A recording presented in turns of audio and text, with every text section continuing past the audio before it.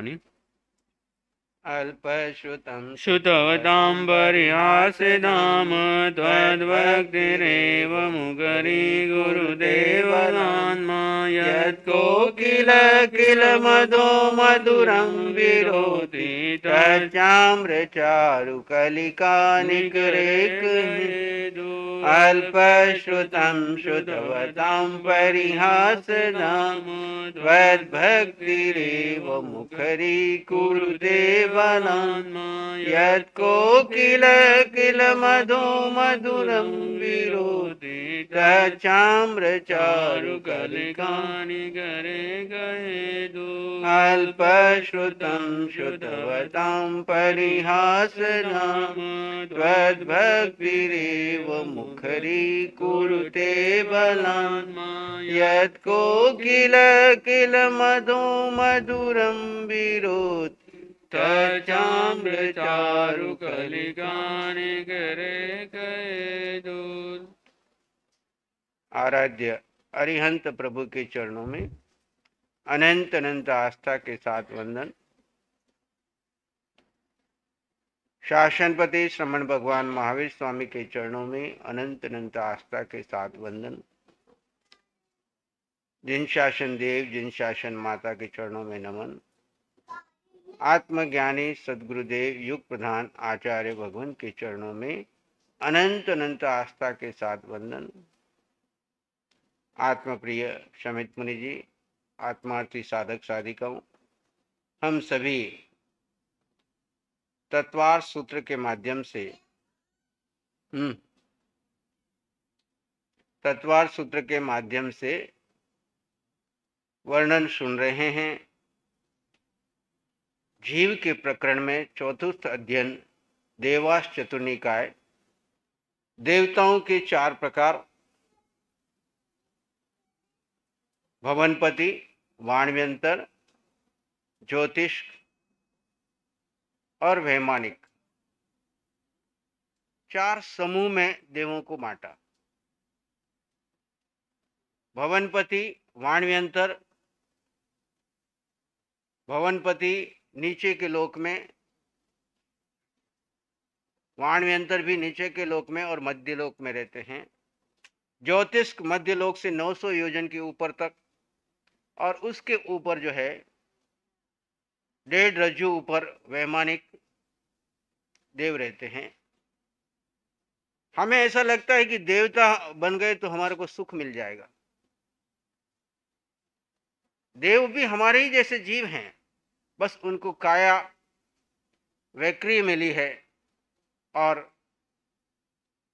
पौद्गलिक सुख जिनके लिए तुम यहाँ पर रोज आत्मोध्यान करते हो, वो पौद्गलिक सुख उनको जन्म से ही वहां मिल जाते हैं। जैसे कोई एक यहाँ करोड़पति के घर में जन्म ले ले तो उसे रोटी कपड़ा मकान के बारे में सोचना ही नहीं पड़ता। नौकर चाकर सब सेवा में रहते हैं, नौकर चाकर सब उसकी सेवा में खड़े रहते हैं। ऐसे ही देवताओं के पुण्य प्रभाव से वो ऐसे स्थान पे उत्पन्न होते हैं। कौन से? वैमानिक।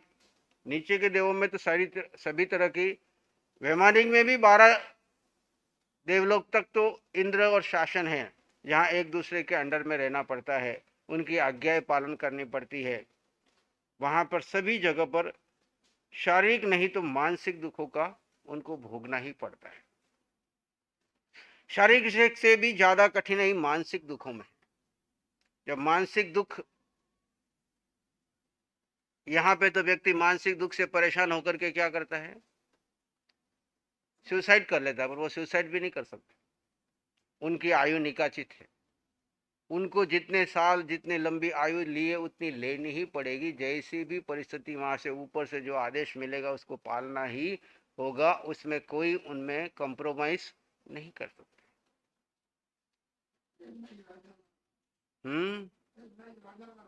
हाँ, वहां पे भी इंद्र हैं, सब कुछ है, राजा मंत्री सब व्यवस्था है। लेकिन 12 देवलोक में ऊपर के जो देव है, कल्पोपन्न देव, वो अहमेंद्र है। उनको किसी के शासन में नहीं रहना है, लेकिन फिर भी वे लालायित रहते हैं कि हमें मनुष्य का जन्म मिले तो हम आगे की साधना कर पाए।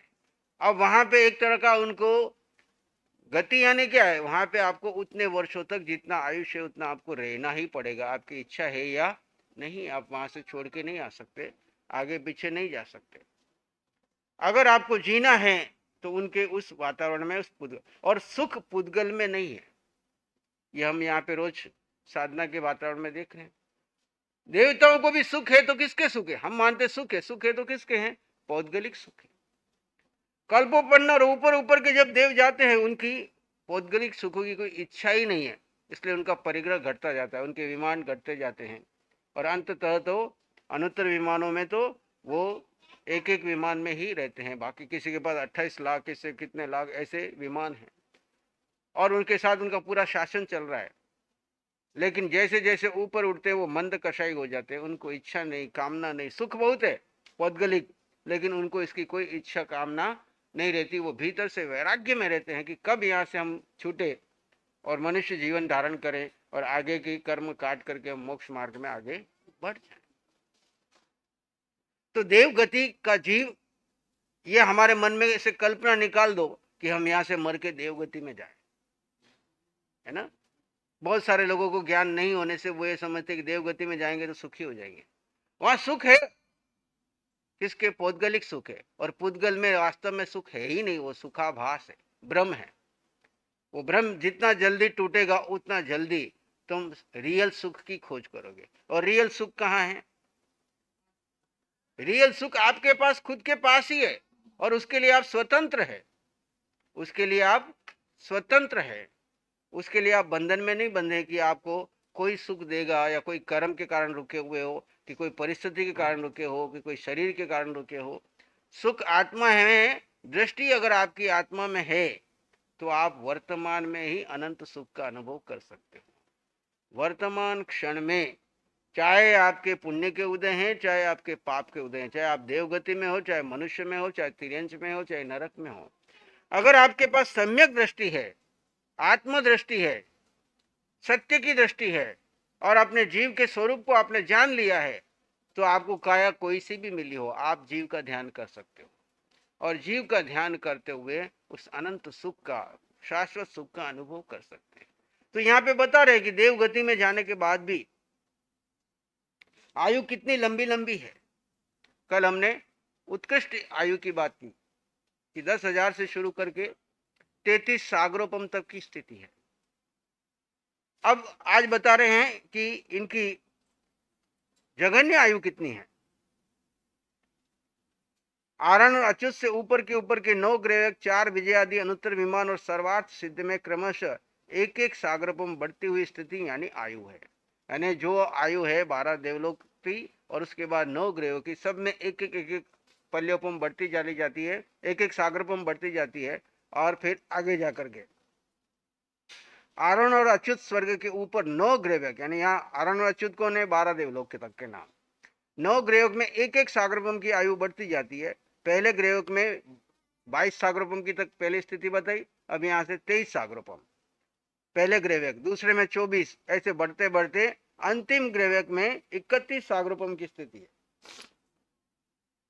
और एक सागरोपम अधिक यानी 32 सागरोपम की आयु 4 अनुत्तर विमानों में। 31 सागरोपम तक की तो आयु है 9 ग्रहवेक की, और उसके बाद में 4 अनुत्तर विमान जो द्विचर्मा है, 2 भव लेंगे और मोक्ष जाएंगे, उनकी आयु 32 सागरोपम ही। और उसके ऊपर है सर्वार्थ सिद्धि विमान, जिसमें जो देव हैं वो 1 भव लेंगे और मोक्ष जाएंगे, उनकी 33 सागरोपम की उत्कृष्ट आयु है। 32 सागरोपम की आयु 4 अनुत्तर विमानों में है, और 33 सागरोपम सर्वार्थ सिद्धि विमान है। यानी अगर आप यहां से देवलोक चले गए तो इतने लंबी काल तक आपको वापस मनुष्य जन्म नहीं मिलेगा, वहां रह करके पौद्गलिक सुख मिलेंगे। और उतने पौद्गलिक सुखों में कितने लोगों को जीव की याद आती है। देखो यहाँ पे जितने भी करोड़पति अरबपति लोग हैं, जिनके पास बहुत धन है, बहुत वैभव है, बहुत पद है, बहुत प्रतिष्ठा है, बहुत सम्मान है, उनको जीव की याद कितनी आती है। वो उसी को मेंटेन करने और उसी में अपनी प्रतिष्ठा बनाने में, उसी को बढ़ाने में लगे हुए हैं। ऐसे ही वहाँ पे देवलोकों में भी एक एक नाटक कहते हैं, यहाँ के 6 महीने बीतते हैं, वहाँ का एक नाटक बीतता है। ऐसे लंबे लंबे विषयों की तृष्णा में समय बीतता जा रहा है, और वहां पे जीव की याद ही नहीं आती है। तो मनुष्य जीवन में आपको महत्ता बताते हुए बताया है कि 4 गति की जीव की यात्रा कैसी है। 4 गति में हम सब जीव जा जा करके आए, क्या स्थिति है। अब यह बता रहे कि उनकी जगन्य आयु, जगन्य यानी कम से कम आयु, मध्यम मीडियम और उत्कृष्ट लास्ट, उससे ऊपर नहीं होती। तो जगन्य आयु कितनी है? जो अपरा पल्योपम अधिकम च, अपरा यानी जगन्य स्थिति पल्योपम और कुछ अधिक पल्योपम की है। इस सूत्र में वैमानिक देवों की जगन्य स्थिति यानी आयु का वर्णन है। स्वधर्म देवलोक में जगन्य स्थिति 1 पल्योपम की, तथा ईशान देवलोक में जगन्य स्थिति 1 पल्योपम से कुछ अधिक है, थोड़ी थोड़ी बढ़ती जाएगी। 2 सागरोपम की स्थिति यानी जो पहले वाले की जगन्य है वो दूसरे, पहले वाले की उत्कृष्ट है वो दूसरे वाले की जगन्य है, कम से कम और ज्यादा से ज्यादा। तो पहले वाले की कम से कम पल्योपम और उत्कृष्ट सागरोपम, अब दूसरे वाले की कम से कम सागरोपम और उत्कृष्ट उससे आगे, उससे अधिक सागरोपम की जगन स्थिति, कुछ अधिक 2 सागरोपम की, अधिकेच उसके आगे कुछ अधिकम 2 सागरोपम की, अर्थात महेंद्र से जगन स्थिति में वो 2 सागरोपम से कुछ अधिक है। परत परत पूर्वा पूर्वानंतरा, पहले पहले कल्प की उत्कृष्ट स्थिति, आगे आगे कल्पों की जगन्य स्थिति है।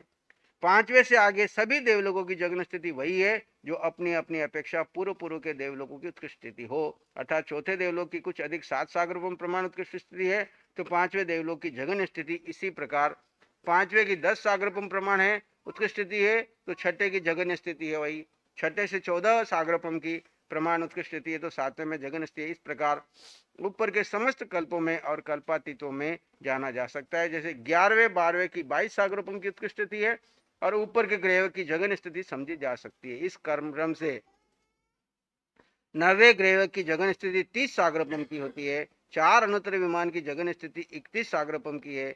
सर्वार्थ सिद्ध में उत्कृष्ट और जगन स्थिति में अंतर नहीं है, अर्थात 33 सागरोपम की ही स्थिति है, वहां जगन स्थिति नहीं होती है। भाई उसको आप इस तरफ कहीं लेके बैठ जाओ, या तो आप प्रवचन सुनो या उसको देखो, 2 काम करने से। अब नारकी की आयु बता रहे, उपपाद का विषय चल रहा है। नारकी की आयु, नारका नाम च द्वितीयादिशु, 43वें सूत्र में कहा नारका नाम च द्वितीयादिशु, 10वीं से 7वीं नरक भूमि तक पूर्व पूर्व की उत्कृष्ट स्थिति ही अनंतर की जगन स्थिति है। देवों की जगन स्थिति का क्रम है, उसी प्रकार दूसरी से लेकर 7वीं भूमि में भी नारकों का जगन स्थिति का क्रम है। पहली भूमि की 1 सागरोपम प्रमाण उत्कृष्ट स्थिति, दूसरी में जगन्य स्थिति है। दूसरी की 3 सागरोपम प्रमाण उत्कृष्ट स्थिति, तीसरे में जगन्य है। तीसरी की 7 सागरोपम उत्कृष्ट स्थिति और चौथी में जगन्य है। चौथी की 10 सागरोपम की स्थिति उत्कृष्ट स्थिति 5वीं में जगन्य है, और 5वीं की 17 सागरोपम की उत्कृष्ट स्थिति 6ठी में जगन्य है, और 6ठी की 22 सागरोपम की स्थिति 7वीं में जगन्य है। 7वीं की ये जगन्य है और उत्कृष्ट पहले बता दी 33 सागरोपम की है। तो नारकी में भी हम इतना लंबा समय रह के आए, यानी उत्कृष्ट पाप करोगे तब भी लंबे समय तक भोगना पड़ेगा, उत्कृष्ट पुण्य करोगे तब भी भोगना। एक में लोहे की बेड़ी है, एक में सोने की बेड़ी है, एक में वेदना ही वेदना है, तो एक में साता ही साता है। साता और असाता और कोई अंतर नहीं है, एक जगह साता है एक जगह असाता है। देवलोकों में साता है और नारकियों में असाता है। मनुष्य में साता और असाता दोनों है। तिर्यंच में असाता ज्यादा है, साता कम है। मनुष्य में साता ज्यादा है और असाता कम है, लेकिन चारों गति में ये क्रम चल रहा है। अब नारकियों में कम से कम आयु कितनी है? आपकी जैसे कम से कम आयु कितनी है कि अंतर मुहूर्त, गर्भ में आए एक अंतर मुहूर्त रहे और चले गए, है ना, वैसे ही यहाँ पे कम से कम आयु कितनी है? छोटे से छोटा जो देव होगा कम से कम वह पहले पृथ्वी की नारकी की जगन्य आयु 10,000 वर्ष प्रमाण की। पहली आयु की जो है वो कम से कम 10,000 वर्ष। आपकी 10,000 वर्ष में कितनी पीढ़ियां निकल जाती है?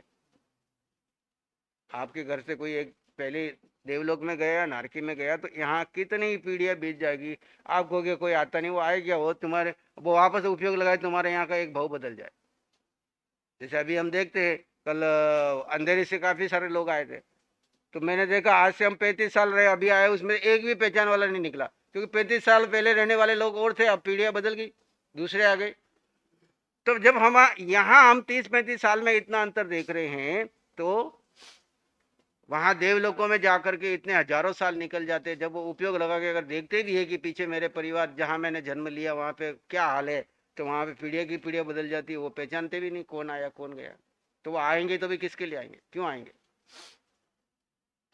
पहली पृथ्वी के नारकी के जगन्य आयु 10,000 वर्ष मान, और भवनवासियों में भी 10,000 वर्ष की जगह, नारकी में भी और भवनवासी देव जो नीचे अधोलोक में रहते हैं, उनकी भी आयु कितनी है, कम से कम 10,000 वर्ष की। व्यंतर देवों की भी जगन्य आयु 10,000 की, परापल्यपम व्यंतरों की उत्कृष्ट स्थिति यानी आधे आयु एक पल्यपम की। अब देवता की होगी आयु, नारकी की होगी, भवनवासिनी देव की होगी, व्यंतर देव की होगी। अब बता रहे ज्योतिष का नाम अधिकम, ज्योतिष देवो अर्थात सूर्य चंद्र की उत्कृष्ट स्थिति पल्योपम से कुछ अधिक है। अब ज्योतिष देवों की आयु बता रहे, ज्योतिष देवों की उत्कृष्ट स्थिति आयु एक पल्योपम से 1,00,000 वर्ष अधिक, क्योंकि चंद्रमा की स्थिति एक पल्योपम और 1,00,000 वर्ष अधिक है, और सूर्य की स्थिति एक पल्योपम और 1,000 वर्ष अधिक है। ग्रहाणाम एकम, ग्रहों की एक एक पल्योपम की उत्कृष्ट स्थिति है। जो ग्रह है, नक्षत्र, सूर्य, चंद्र, ग्रह, नक्षत्र, तारे, ये 5 वैमानिक देव है, ज्योतिष देव है। ग्रह विमानों देवों की उत्कृष्ट आयु एक पल्यपम की है। नक्षत्राणाम अर्धम, नक्षत्रों की उत्कृष्ट स्थिति आधे पल्यपम की है। नक्षत्र विमानवासी देवों की उत्कृष्ट आयु आधे पल्यपम की है। तारका नाम चतुर्भाग, ताराओं की उत्कृष्ट स्थिति पल्यपम का चतुर्थांश है। चतुर्थांश का अभिप्राय एक पल्यपम का चौथा भाग, 1/4। तारा विमानवासी देवों की उत्कृष्ट स्थिति एक पल्यपम के चौथे भाग की है। जगन्य तत्वष्ट भाग, अब ये तो उत्कृष्ट स्थिति बता दी, अब जगन्य क्या है, कम से कम आयु कितनी है उनकी। तो तारों की जगन्य स्थिति पल्यपम का अष्टमांश है, अर्थात एक पल्यपम के 8वें भाग जितनी है। पहले चौथे भाग जितनी उत्कृष्ट है, तो 8वें भाग जितनी उनकी जगन्य है। चतुर्भाग शेषाणाम, शेष ज्योतिष देवों अर्थात ग्रहों व नक्षत्रों की, इसमें ताराओं को छोड़कर जगन्य स्थिति पल्यपम का चतुर्थांश, वहां अष्टांश है तो यहाँ चतुर्थांश, अर्थात एक पल्यपम का चौथे भाग जितनी है, ये जगन्य। बृहद संग्रहणी ग्रंथ में ज्योतिष निकाय के देवों की जगन्य आयु के संबंध में निम्न कथन है। ज्योतिषी देव 5 प्रकार के हैं, उनमें चंद्र और सूर्य के 2-2 स्वयं इंद्र है, और उसके पास इंद्र के समान सर्व रिद्धि सिद्धि होती है। अपने नाम के अनुसार ही उनके विमानों की पहचान शेष तीनों विमानों के अधिपति होते हैं। 2 इंद्र तथा 3 अधिपति, ऐसे इन 5 का जगन्य तथा मध्यम आयुष है ही नहीं। इन 5 के अलावा प्रथम चंद्र के विमानवासी देव और उन देवों की देवियों का, सूर्य के विमानवासी देव और देवियों का, ग्रह के विमानवासी देव और देवियों का, नक्षत्र के विमानवासी देव और देवियों का, इस तरह इन चारों युगलों का जगन्य आयुष प्रमाण एक पल्यपम का चौथा भाग होता है, और 5वें तारा के विमानवासी देव और उन देवों की देवियों का जगन्य आयुष एक पल्यम का 8वें भाग है। अब पूरे अध्ययन का उपसंहार कर रहे हैं कि हमने ये चतुर्थ अध्ययन का क्यों वर्णन सुना। चतुर्थ अध्याय ऊर्ध्व लोक के अंतर्गत देव निकाय संदर्भित है। ऊपर ऊपर के देवों में अतीन्द्रिय सुख क्रमशः बढ़ता जाता है। इंद्रिय सुख जैसे जैसे, अतीन्द्रिय सुख यानी जैसे जैसे ऊपर जाले देव हैं, उनके कषाय मंद होता जाता है। क्या होते हैं कषाय? जिनके मंद होते हैं उनकी इच्छाएं घटती जाती है। जिनके कषाय तीव्र होते हैं उनकी इच्छाएं, कामनाएं अधिक होती है। ये चाहिए, नहीं मिला तो वहां पे झगड़े करते हैं। तो जैसे जैसे देवगति के जीव ऊंचे ऊंचे देवलोक में जाते हैं, वैसे वैसे वो इंद्रिय सुखों के तो त्यागी बनते जाते हैं और अपने अतीन्द्रिय सुख में आनंद में रहते हैं, यानी अपने स्वभाव में रहने का पुरुषार्थ करते हैं वहां रहते हुए भी। नीचे के देवों में काम वासना अपेक्षाकृत अधिक तीव्र रहती है, जबकि आगे आगे के देवों में वासना मंद से मंदतर मंदतम होती जाती है। यही रीति 16वें स्वर्ग पर्यंत है। इसलिए ये देव नीचे के देवों से असंख्यात गुणे सुखी रहते हैं। नीचे के देव क्यों दुखी है? कि उनकी इच्छाएं, कामनाएं, ये चाहिए, इसकी पूजा कराओ, ये करो, मेरे अनुसार चलो, किसी को तंग कर दे, किसी को। लेकिन जैसे जैसे ऊपर बढ़ते हैं वैसे इन सब चीजों से निवृत्त हो जाते हैं और वे अपने स्वभाव में रहने का पुरुषार्थ करते हैं। अप्राप्त वस्तु की इच्छा न रहने का नाम सुख है। यहाँ सुख का मतलब क्या गया है? आपके पास कोई वस्तु नहीं है लेकिन आपको उसकी पाने की कोई चाहना ही नहीं है, तो वो उसका नाम सुख है। जो अप्राप्त वस्तु की इच्छा होने पर उसे प्राप्त करने के क्लेश उठाकर पीछे से अपने को सुखी मानते हैं, उनसे वे वास्तविक सुखी होते हैं। इन्हें जिन्हें इच्छा ही ना हो, यानी जिनकी इच्छा पूर्ति हो जाए क्लेश करके, फिर वो सुख मानते हैं कामना पूरी होने में। इससे विपरीत जिसके मन में इच्छा ही नहीं है, कामना ही नहीं है, वो वैसे ही सुखी है। इसलिए काम वासना न रखने वाले ऊपर के देवों को काम वासना युक्त नीचे के देवों से अधिक सुखी जाना जाता है। लेकिन देव जाति के जीव प्राप्त सुखों के सभी तृप्त नहीं होते। उनकी अतृप्ति सदा बनी रहती है। जैसे यहाँ पर धनिकों की अतृप्ति रहती है, धनिकों की और चाहिए और चाहिए और चाहिए, वैसे उनके भी देवलोकों की जो है और तृप्ति नहीं होती, और चाहिए, जो अतृप्ति का सदा बने रहती है। इस कारण वे प्रकार अंतर से दुखी रहते हैं, किसी अपेक्षा से वे दुखी रहते हैं। ये देव संयम व तप के लिए तरसते रहते हैं। हमारे यहाँ संयम और तप सामने से मिल रहा है तो हम क्या करते हैं, उसको ठुकराते हैं। और ये देव जैसे जैसे ऊंचे गए हैं वहां से वो तरसते हैं कि कब हमें यहाँ से छुट्टी मिले तो हम संयम और तप की साधना करें, क्योंकि ऊर्ध्वलोक में सुख का वासना का अपार वैभव है। ध्यान देने योग्य अगाध सुख के साधन भी जीव को अनंततः दुखी बनाते हैं। इन साधनों में जब ऊब जाते हैं, जब वो बेचैनी बढ़ती है, उसका वर्णन किया नहीं जा सकता। इस अध्याय में प्रयोजन यह है कि ऊर्ध्वलोक में रहते हुए देवों के विषय की जानकारी प्राप्त कराना रहा है। इस बात का एहसास करना है कि ऊर्ध्वलोक में सुख भी अंततः दुखद ही है। परम सुख तो मोक्ष प्राप्ति में है, जो देवों को प्राप्त नहीं हो सकता। इसके लिए हमें उत्तम कुल जाति व धर्म मनुष्य को जन्म लेना ही पड़ता है। बाकी चर्चा 5वें अध्ययन की आगे होगी।